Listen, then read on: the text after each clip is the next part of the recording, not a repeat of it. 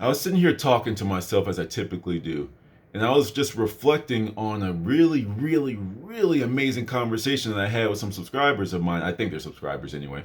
Mr. Jeff and Miss Rebecca. Like we had like a very good conversation, like spiritual conversation about the way the world works, belief systems, writing your own story. And I'm going to be referring to this conversation often in some videos to come.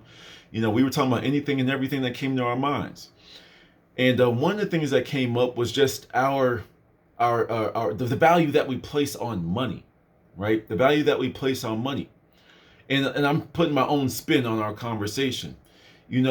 We have these sayings in our society, in our culture, whatever, for the love of the money, right? I love the money. I could taste the money. I could smell the money. I dream of the money, all that type of stuff. But when you say stuff like, well, I love the money, you have to remember, like, you are casting spells. That might sound crazy to some of y'all. I don't know who I'm talking to in this video. But one thing that I learned from them in our conversation is assuming you speak English, you have 26 letters to work with.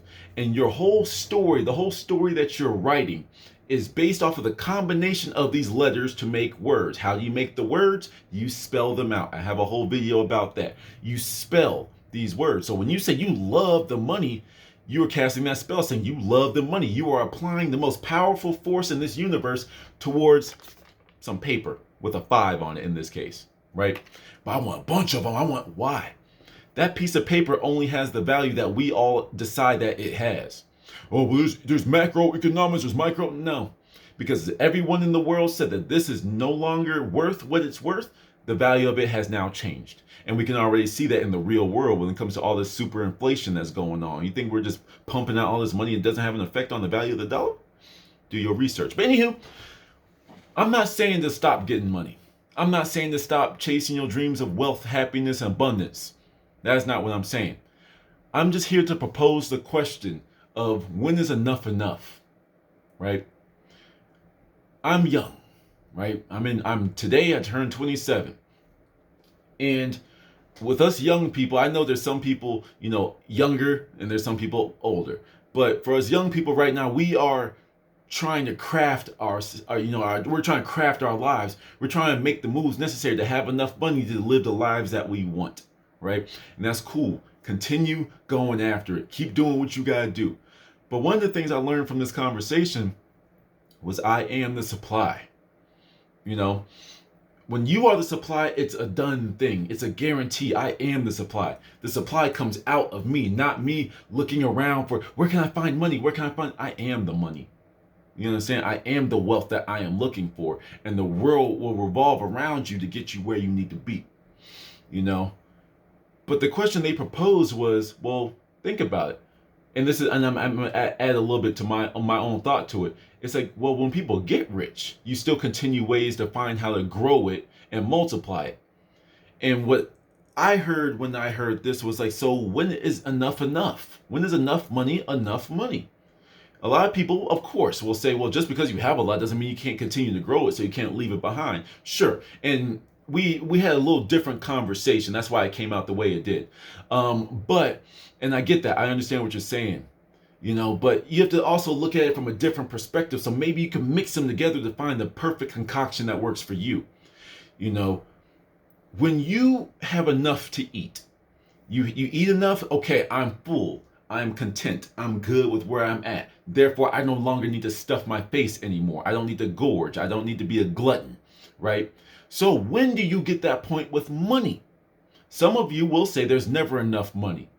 So why are you putting such strong words like I love money for the love of the money? Why are you using that love word for something that will never be accomplished, something that will never be finished, something that will never be complete? You understand what I'm saying? It's like, why?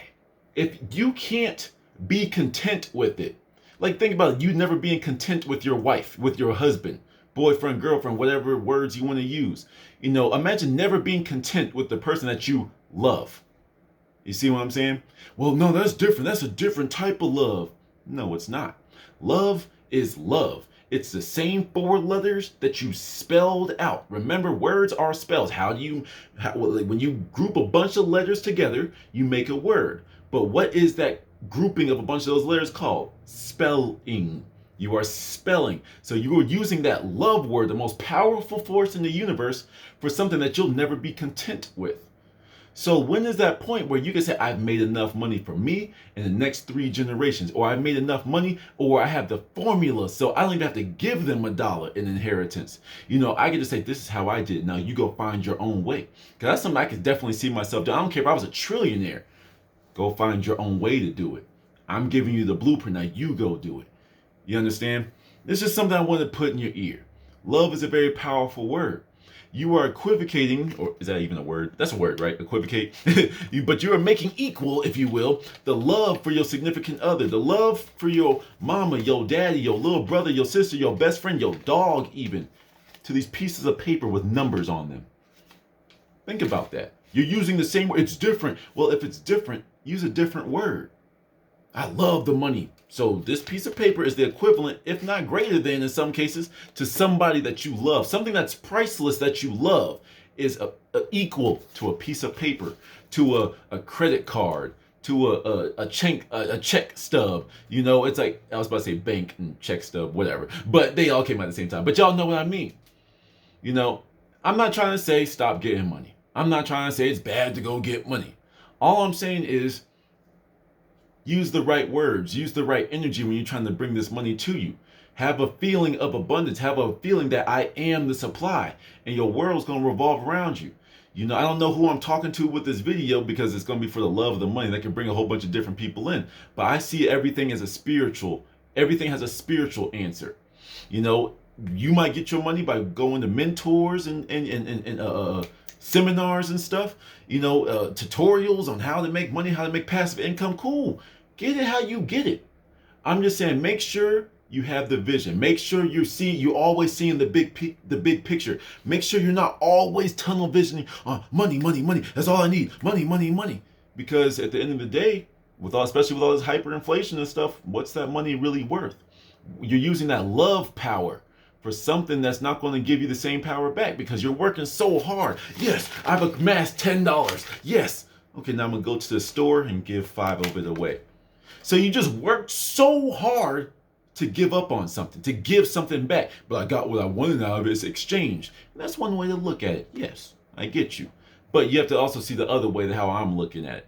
So it's like, yes, we may need it in this society. We may need it to get the things that we want. I'm just saying, don't give it too much power over your life. That's all I'm saying. I hope this rattle a couple, got you thinking, tapped on a couple light bulbs. Let me know what you think though. Because I understand there could be someone that has a diametrically opposing, viewpoint of what I just said. And I'm here for it. Let me know what y'all think. Till the next one.